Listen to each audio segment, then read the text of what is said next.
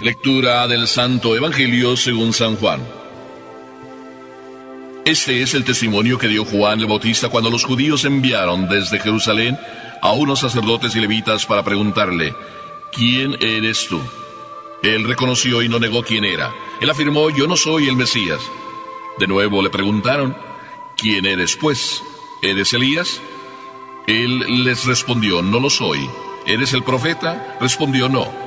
Le dijeron: entonces dinos quién eres para poder llevar una respuesta a los que nos enviaron. ¿Qué dices de ti mismo? Juan les contestó: yo soy la voz que grita en el desierto: enderecen el camino del Señor, como anunció el profeta Isaías. Los enviados, que pertenecían a la secta de los fariseos, le preguntaron: entonces, ¿por qué bautizas si no eres el Mesías, ni Elías, ni el profeta?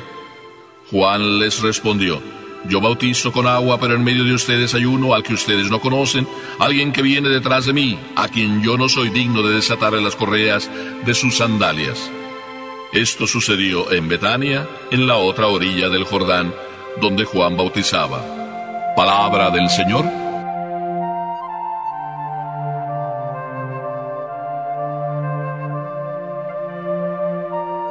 La historia sigue repitiéndose. Cada Navidad nos sentamos a la mesa en familia para festejar el recién nacido, y claro, pues también la fiesta contribuye a ello. Así de que estábamos sentados en la mesa y había varios jóvenes, varios señores, varias mamás. Estaba realmente aquella mesa muy sencillamente arreglada, pero muy bellamente. Y en el centro había unos floreros bellos, así de que preguntando a todos: oigan, ¿quién hizo estos floreros tan hermosos? Pues levantó la mano la persona que los hizo, una persona sencilla: sí, yo los hice. Y enseguida alguien comentó: qué bellos adornos para una fiesta tan hermosa como la de hoy. Cuando ya nos sentamos y empezamos a conversar, entonces pues nos dimos cuenta que aquellos adornos tan bellos nos estorbaban. Eran el centro de la mesa, ocupaban su puesto, llamaban la atención, como todo florero que está en el centro de la mesa. Así de que alguien dijo: hay que quitarlos. Ay, señora, perdone que los vamos a quitar. Y aquella señora tan sencilla y humilde, como de hecho comentó que ella los había hecho así sencillamente, lo dijo. Vuelve a decir: quítenlos, sí, no hay problema. Además, sí, me he dado cuenta que nos estorban un poquito, y así hablamos más tranquilamente y nos vemos. Así comentó la señora. Pero otra señora: oigan, no los quiten, para eso son floreros, tienen que estar en el centro. Un comentario más. Así de que los quitaron y todo mundo continuamos tranquilamente teniendo aquella convivencia. Los floreros bonitos, sí, porque era la venida de Jesús, pero floreros al fin y al cabo. Floreros que están ahí para adornar y que no son el centro, aunque están en el centro. Y estando en el centro, podían tranquilamente ser quitados. La que los hizo no se ofendió, comprendió que estorbaban, pero sobre todo comprendió y nos enseñó a que comprendiéramos que eran solo porque estábamos festejando la Navidad.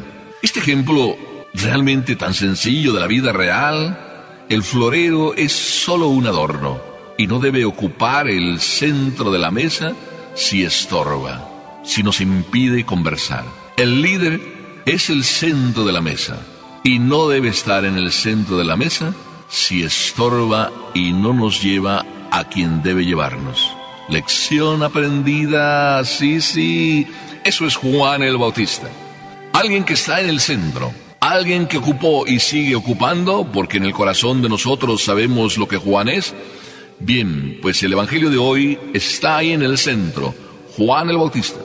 Tan en el centro estaba en la sociedad de aquel tiempo por su fama, que entonces unos judíos enviaron a sacerdotes y levitas a preguntarle. Y Juan nos dio la lección de lo que debe ser un líder. Porque Juan tuvo la tentación que tiene todo líder. Le preguntaron: ¿eres tú el Mesías? Si Juan fuera un creído, un fanfarrón, un fantochero, alguien que le gusta estar en el centro y acaparar la atención de todos, Juan hubiera dicho probablemente: sí, yo soy el Mesías. Y sin embargo, Juan dijo simplemente: no, yo no soy. No cayó en la tentación. Pero ¿cuántos de nosotros a lo mejor caen en la tentación? Le estoy recordando aquel ejemplo de aquel papá que me dijo: de niño yo soñé de ser papá. para mandar. Cuando ya llegué a ser papá, me di cuenta, qué inútil sueño. Porque ahora hasta los hijos te mandan. Y no solo te mandan, sino te dicen en qué escuela tienes que meterlos, como me dijo mi niño pequeño. Y además después me dijo, si no lo metí en la escuela, papá, te voy a demandar. ¿Así son los niños? No, así a veces somos los papás. En vez de ser floreros, pero como instrumentos, como adorno, a veces nos gusta eso, aparecer, quedar bien, ser el centro, y nosotros estorbar entonces el camino del Señor. Juan, como testigo verdadero, nos enseña a nosotros lo que debe ser un testigo, simplemente camino para llegar al Señor. Así es de que en esta Navidad, si la fiesta ha sido más importante y nos hemos olvidado del Señor, entonces el florero lo hemos puesto en primer lugar. Y tú te has puesto en primer lugar.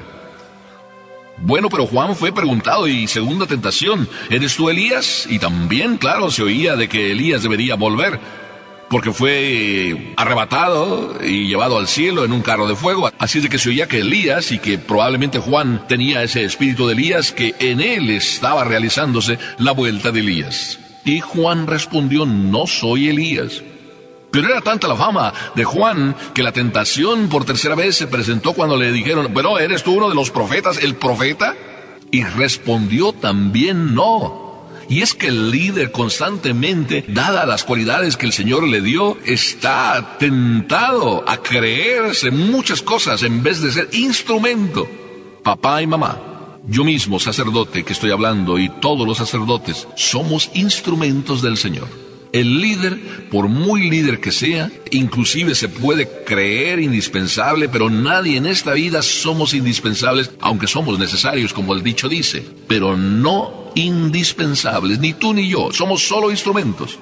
Por tanto, si la tentación de la vanidad, por las cualidades que tú tienes y que Dios te dio para la misión, si la tentación de la vanidad te entra de creerte lo que a lo mejor estás soñando o piensas soñar, recuerda, el Señor solo te ha hecho testigo, instrumento.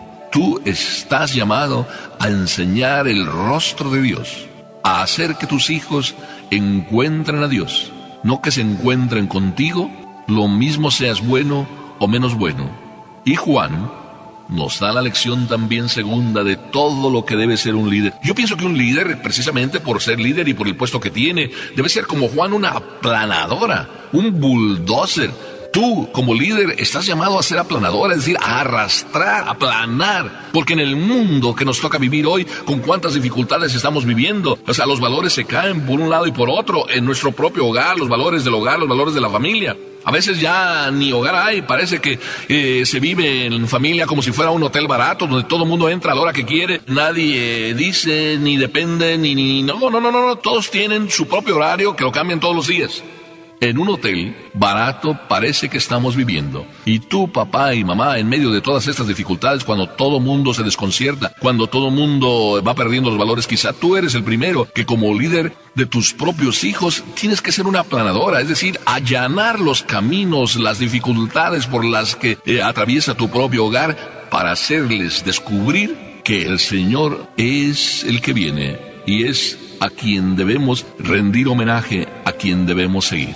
Cuando Juan dice que él simplemente es el encargado de allanar los caminos, de anunciar la venida del Señor, significa hacerle fácil a cualquier persona el encuentro con Dios. ¿Tú eres de los que hacen fácil a tus propios hijos el encuentro con Dios? O a lo mejor tú eres un obstáculo para que tus propios hijos encuentren a Dios. Por ejemplo, papás, ¿cuántos de ustedes a lo mejor mandan con dureza? Mandan con cierta tiranía, con cierta imposición, y les falta la ternura, la bondad, la amabilidad, el testimonio y sobre todo la motivación.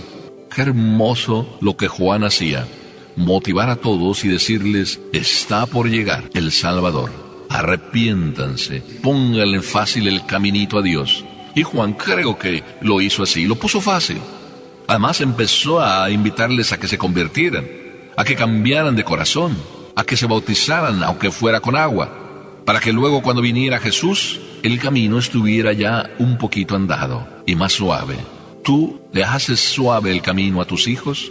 ¿Sí? ¿Ellos te obedecen con facilidad porque tú eres de los que mandan con bondad?